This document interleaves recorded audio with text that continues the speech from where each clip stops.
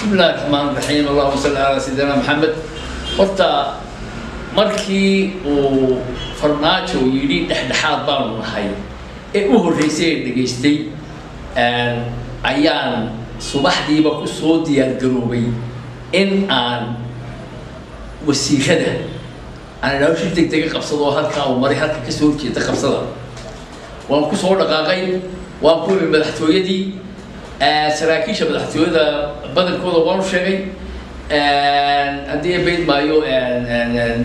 wasiirka duulistana oo markaa shirka sii gelayayna waxaan ku yidhi arrintaa iga qaad arrintaa waa inaa si degdega uga fadhiisataan waayo waa laynoo soo laaday kubaddii iyadoo goolwadana joogin waxaa la yidhi waqtaasay dhashada xornimadii ayuu farmaajo la yidhi kol hadduu halkaa maray halka ka soo horjeeda haddii aynu mari weyno dee waxaanu nahay markaa nimadu xukumayso oo hadalkiisii lahay waanu saasaanu yeelaynaa buuri way galeen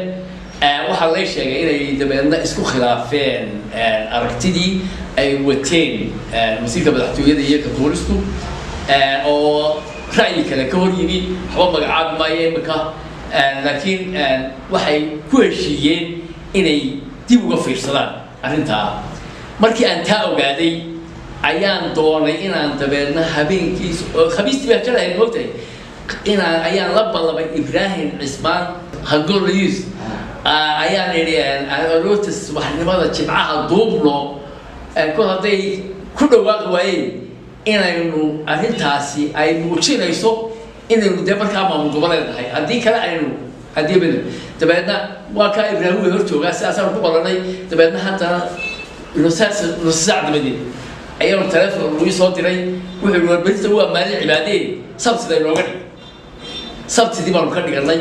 subaxnimadii ayaan imi haddii bayd maayo halka la yidhaaho golihii oo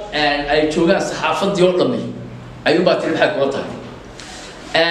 waxaan idhi waxaa la ii nuuriyey ictiraafkeeniyo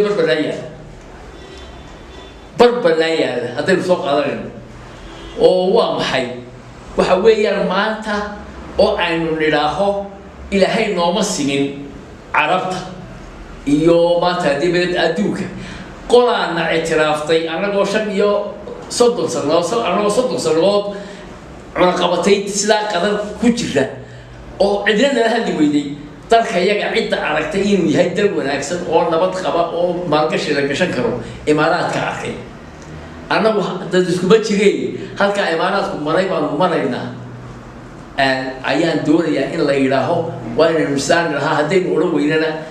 de waxaynu noqonaynaa nooc kale waxaana leeyahay arrintaasi waa fursad dahaba oo maanta ayna hor timi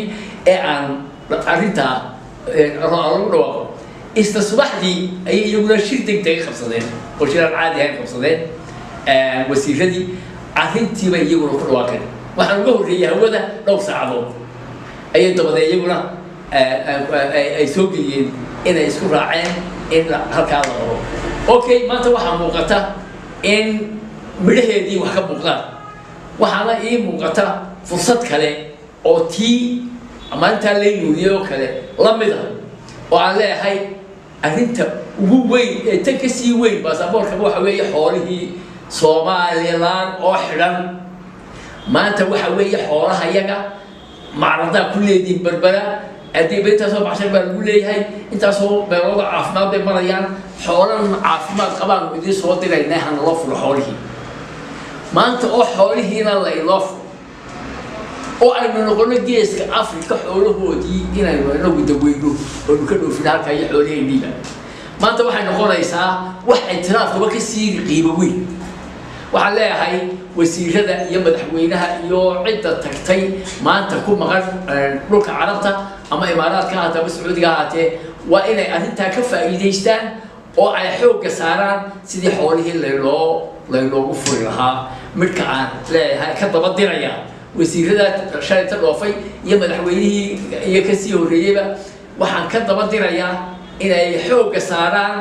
in xoolihii naloo furo